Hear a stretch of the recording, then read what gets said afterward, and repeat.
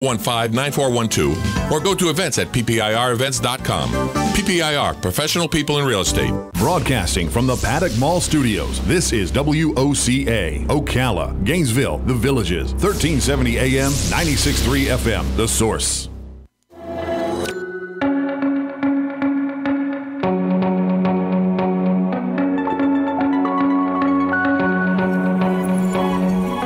All right, 24 minutes before 11 o'clock, when I was a kid in elementary school, Robin, I was sitting in class, right? And the principal walks into the classroom with some lady, and they were holding a picture I drew. Oh, my. And they were in there to announce to the class that I had won the poster contest. Oh, gosh. How cool is that? It was a Don't Litter poster contest, 1960 something. Oh, nice. Right. So we had, this was in New York, so I think the big cities had, came face to face with the pollution problem before, I guess, the rural areas would have. Does that make sense? Because all the people there, they're probably all just pigs. Like people are, right? The people are. Yeah. And that was a long time ago, and the whole world is kind of in on this, of course, whether it's air pollution or litter. Back in that day, I think it was just, I think I drew bunches of crumbled pieces of paper. I think that's what I drew. Anyway, Beth Porter's on the phone. She's been with us before, right? Yes, she has. She's got a new book. It's called Reduce, Reuse, Reimagine. And Beth is the Climate and Recycling Director for Green America. She's an advocate for climate and recycling campaigns and author. Beth, good morning. It's an honor to have you on our show. Good morning. Thank you. I'm so happy to be here. I just want you to know I am an award-winning poster maker. Well, you were doing the work advocating for responsible waste management at a very early age, so that's fantastic. So, am I right in imagining that the whole awareness that we need to start doing something different started in cities? Does that make sense? Yeah, absolutely. Well, we did see, a lot of cities, because they are higher density, have some challenges in managing waste in ways that is not only quick and efficient, but also, healthy for residents and keeping communities as clean as possible. Yeah. So that is certainly, I think you see that more concentrated in urban areas in a lot of cases. I think the title of your book says so much that probably wouldn't have been said back in those days. I don't think we would have said reuse, which is it's very cool that we figured out a way to reuse stuff. I think back in those days we just threw it away, Does that make sense? Right? It does, yeah, definitely. And I think something that I've learned in talking with people about recycling is that a lot of folks don't realize that reduce, reuse, recycle is in that order for a reason. That's the order we're supposed to do things. So in these three actions, recycling is actually the last kind of the last resort in some ways. We want to prioritize reducing our waste, reusing the stuff we have, and then have, of course, a good recycling system for when we need to discard something. We had a conflict in our community about recycling. About 10 years ago, we had individual recycling bins for the consumer, where they put glass in one, cardboard in the other, colored glass in one, and they'd have like 8 of these bins at different locations. But now, about 2 years ago, the county commissioner said, no, we're just going to have this curbside pickup. You put all your recyclables in there, and we'll take it from there. Well, how do we know that that's a good thing? Well, that's a great question. I think we've seen a lot of challenges with what you're calling it's single stream recycling. So it's all in one bin. And that's been really on the rise since about the 90s in the United States, that a lot of our communities have adapted to this because it's easier for folks to participate. And while we do see participation go up, we also see this other problem called contamination going up as well, which is when folks put in something that shouldn't be recycled through their curbside, or they put in stuff that's still coated in food, or it's wet, and that can contaminate recyclables, and it makes them less desirable for manufacturers to use. So if we don't have an end point, like an end buyer for those recycled materials, we're not closing the loop. We're not seeing all the benefits we could from our recycling. So contamination has become a huge issue. Where are you, Beth? I heard a siren. Where are you? Sorry about that. I'm in Washington, D.C. Oh, that explains everything. It's election day. We have sirens constantly. Yeah. All right, so It is. It's a busy day here. Oh, so talking about, I mean, this almost goes hand in hand with municipalities and government. Are we as individuals doing a good job, and are we as corporate entities or larger groups like the government, are we as societies doing as well as we as individuals or not? Because I think a lot of individuals do a good job, but maybe on a larger scale, maybe corporations don't always do a good job. And I'm not a corporate bank, I'm okay. I don't slam people just because they're a title. Yeah, no, I completely, I understand what you're saying. I think, so individuals, there is this enthusiasm for recycling with individuals that is, I think, sometimes still surprising for people in the field, because people love recycling so much and they want to do it right, they want to do it well. But I think the challenge is that there's a lot of confusion around how to recycle correctly. And as materials have changed, we've seen more plastics being used and less glass. The rules have changed too. And so people get frustrated when their recycling rules change. They're like, oh, I used to be able to recycle this and now I can't. So I think that there's a big opportunity for increasing education amongst individuals who love to recycle and want to do it right. And that's something that I think municipalities could, and many are, stepping up those communications with their residents of trying to help them learn how to recycle in ways that aren't like shameful, right. It's not someone's fault if they don't know how to do something. We need to help people learn how to do it. So I think there's a role for everyone in this very complex system to play. And corporations and producers of goods certainly have a huge role in the way that they design products. So designing with recycled content in mind and making sure that their products can be recycled in most communities, that will take us a lot further. Your psychology section is an eye-opener, because when things happen, people start to get pumped up about something and excited, and like our grocery stores were advocating for don't use the plastic, buy these regular reusable bags, and don't buy plastic water bottles separate from the water and things like that. And then you get gung-ho, and then all of a sudden you're biting off more than you can chew, and you kind of feel guilty about it.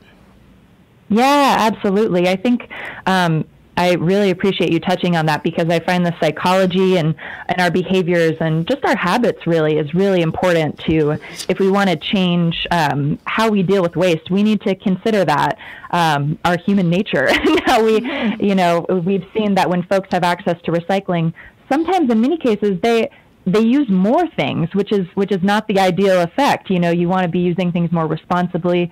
We want recycling. We want consumption to be very mindful. And I think a lot of the avenues we've put into place with like throwing stuff away and disposable goods, it doesn't really prioritize that mindful consumption that I'm hoping that I'm seeing a lot of people are wanting to see us get back to as a society. So there was a song from Mary Poppins, I think, Rob, A Spoonful of Sugar, right? Was that song? In the book, you talk about when recycling was patriotic, and that almost seems like the sugar that helps the medicine go down. It's like, oh gosh, if I do that, I'm more patriotic. It's almost like a psychological tactic, I guess, and it's a good one. I mean, I wouldn't be opposed to that, to having that kind of a a campaign or something, right? Yeah. That reference is a really interesting point in our history in the World War II era, the scrap drives and the reducing consumption that folks got really enthusiastic about for the war effort. And so, something that I kind of muse over in that chapter, and I hope people enjoy thinking about that with me, is, how do we shift that urgency and that collaborative nature and enthusiasm to tackling our waste today and things like recycling and waste reduction. Yeah. So I think there is a certain amount of that moral imperative, but we also want to make it accessible for people. If we make recycling inaccessible and difficult for people to do, and yet at the same time tell them they're not a quote unquote good person because they don't recycle, we have a huge problem there. It needs to be accessible. And it starts in our schools, at least in our community. I know my son is 41 now, but when he was 13, he entered a recycling for your community contest, and that was like 1992, and he won the first prize because he came up with like a robot, and to take care of the garbage and everything, and that was sponsored by our county. And when they're young like that, it seems the older they get, the more concerned they are. Absolutely. Yeah. Teaching it in schools is key. I can definitely relate. I grew up and that was a really big push. It was just recycle. This is the most important thing. And right. I would go home and kind of be annoying. My parents are so patient with me. I'd be like, we have to recycle. And they'd say, we don't have recycling. I'd be like, we have to make it happen, So you get that enthusiasm and with kids, and then that they share that with their parents. And I think it teaches kids not only, a way to get involved in protecting the environment and reducing their own impact, but seeing how that leads to this larger systemic change and seeing how it affects their communities too, and sort of a way of some civic engagement and community involvement. And I think those are all really important things to be teaching kids. On the bottom of the water bottle that's sitting in front of me, I just flipped it over. There's the recycling triangle and the number 1.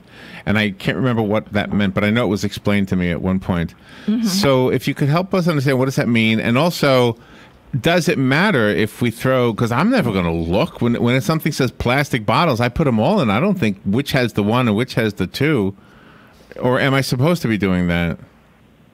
Yeah, unfortunately, we do need to know which goes into our local recycling facility, because those little numbers, they're not really clues for us as consumers.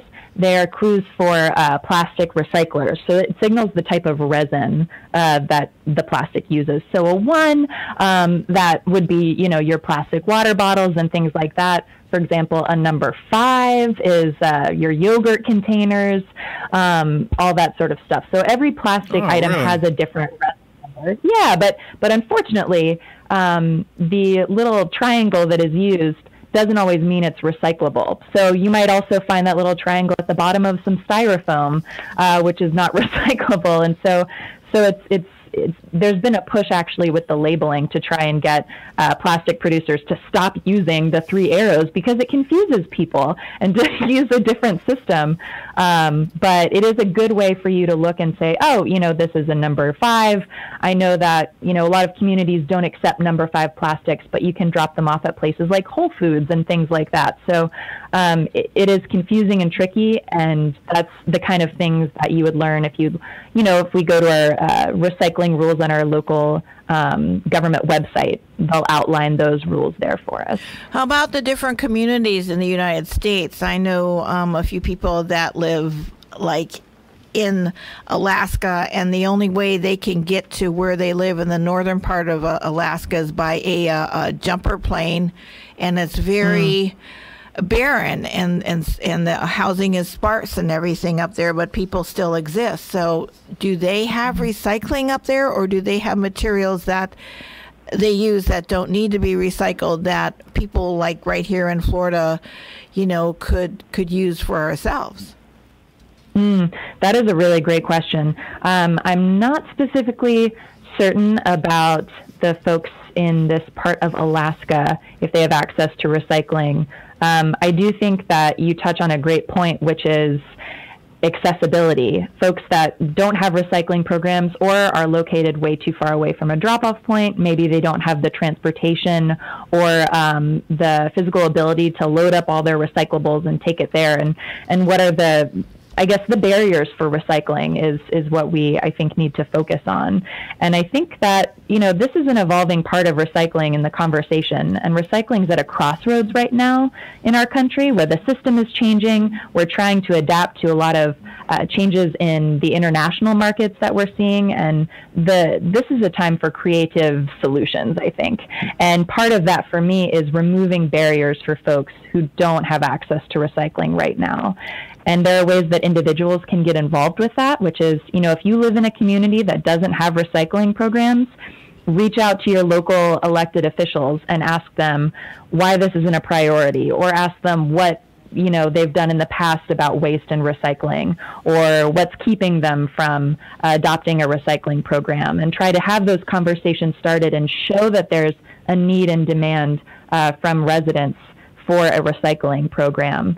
And I think that's one of the best things we can do, is to show that we need these kind of services and we need access to them for everyone. Yeah. Beth Porter is our guest. The book she has written is called Reduce, Reuse, Reimagine. And we are not too far from Disney World, and I wanted to tell you something about what they have a policy. You can bring your own water bottle there so that you don't have to buy water bottles. And they will, and this is a good tip for anybody going to Disney, by the way, they will actually fill up that bottle for free.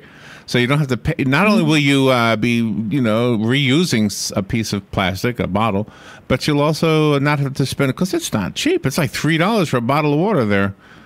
Oh, absolutely. Yeah. That's really cool. And there are kind of little fun things about that. Using reusable materials can save you money in the long run, even though it seems kind of, counterintuitive, because we have all these ways to get disposable items. But over time, it really adds up when you're buying bottled water and takeout containers. If you live in a city with a plastic bag tax, like I do in Washington, D.C., it's 5 cents a bag. So it really pays in the long run to use those reusable items. Yeah, absolutely. And that's really cool about Disney World. That's awesome. Do you know, and I have a question about this, and forgive me because I probably should know this.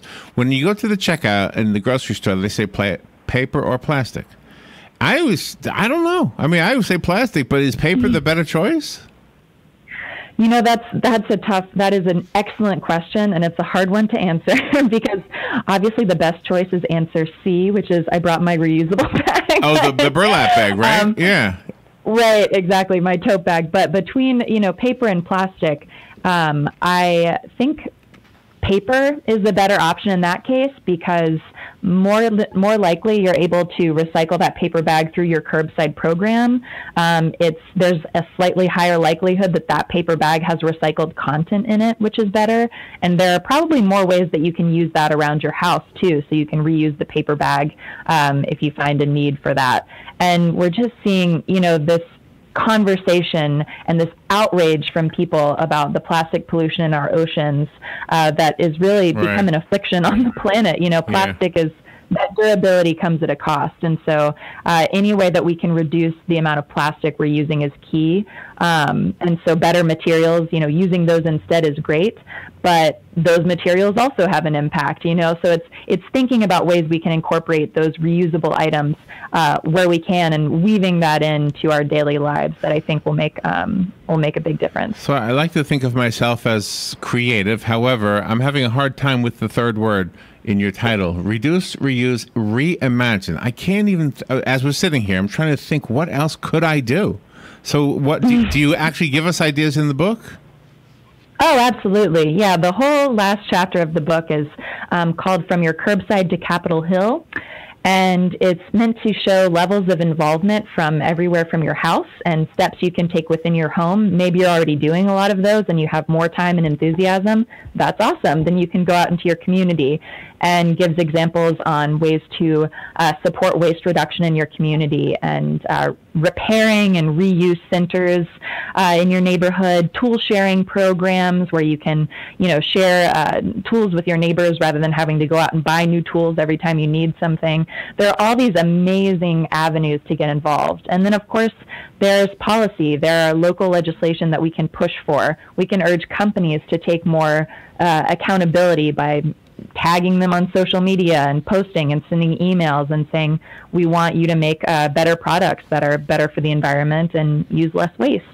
So there's tons of ways for people to get involved depending on their own unique skill set, what excites them and what channels of communication they have access to. Yeah, maybe it's because of the contest I won when I was a kid, but this topic has always been one that I find I was going to say interesting, and that's not untrue, but I think I find it practical, because I think when people hear this conversation, it just reminds them of what they should be doing, and I think it has a positive effect on all of us. It's kind of like when the guy comes on in the morning to remind us to donate blood. We don't think about it until somebody says something about it, and then it's on our minds. So I think the book and the conversation that the book is stimulating is good in and of itself. So thank you for doing it. Yeah.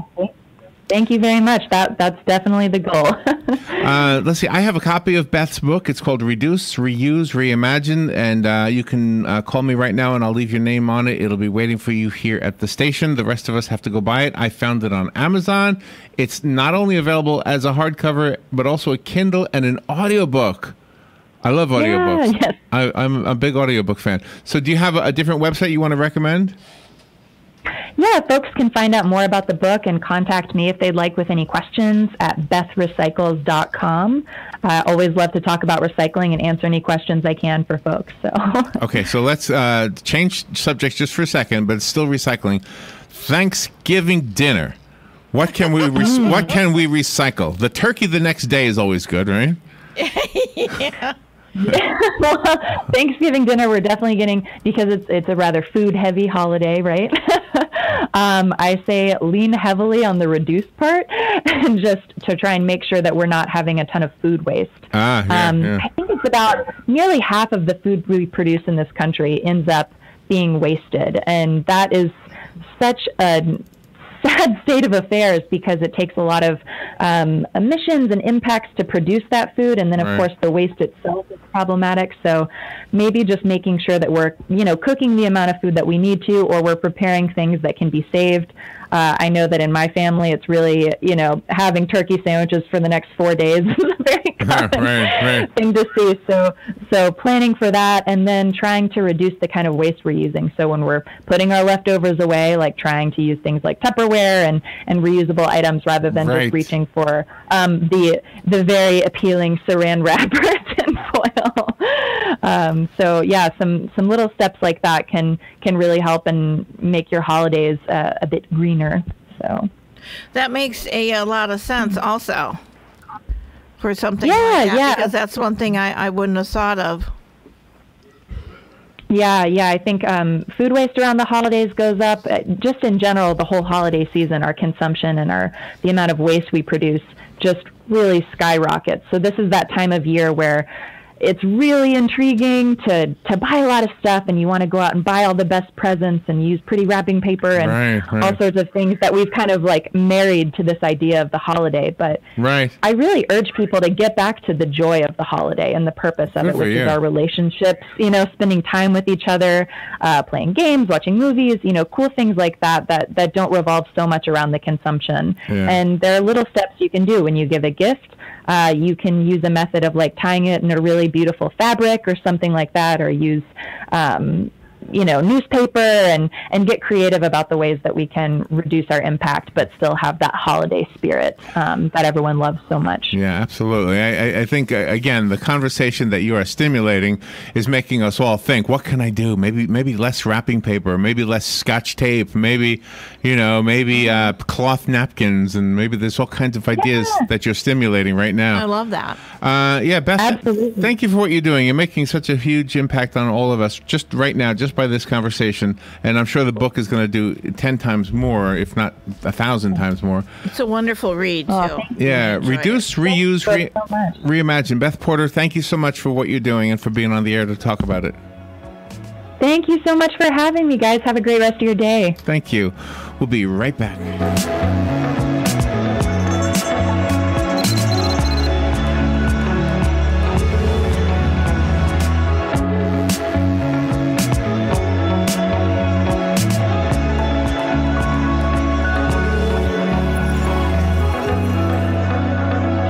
Broadcasting from the Paddock Mall Studios, this is WOCA, Ocala, Gainesville, The Villages, 1370 AM, 96.3 FM, The Source. Fox News, I'm Chris Foster. The polls are now open in every state but Alaska and Hawaii. In Texas, Republican Ted Cruz is trying to keep his Senate seat challenged by Congressman Beto O'Rourke. For the last 2 years, we have seen victory after victory after victory, and we ain't done yet. We just do not care about the differences between us right now. We want all of us, Republicans and Democrats, independents alike, to come together and do something great for this country. Democrats need to flip 2 Senate seats to take control there. It's 23 in the House. In the forecast this election day, severe storms will continue this morning through the Mississippi River Valley and the Tennessee River Valley. There is the threat for large hail, damaging winds, and even tornadoes. The severe storm threat today through midday is relatively lower, but a few strong storms are possible from the southeast to the mid-Atlantic as a cold front approaches. Fox meteorologist Janet Steen. This is Fox News. Pros in the know start with Lowe's, because Lowe's has an offer for pros that puts more money toward their bottom line. For a limited time, ask for 10% off your in-store purchase when you use your Lowe's Business Credit Card. That's right. Save 10% on the supplies and tools you need to get the job done right. See the Pro Desk at Select Lowe's to get your discount and for more details. So, Pro, now that you know, start with Lowe's. Valid through 2/1 in select stores only. Subject to credit approval. Exclusions apply. Must request 10% off at time of purchase. Cannot be combined with any other credit-related offers. U.S. only. This is a court-ordered notice. Current and former Ford, Lincoln, and Mercury owners or lessees can receive payments and other benefits from a legal settlement related to alleged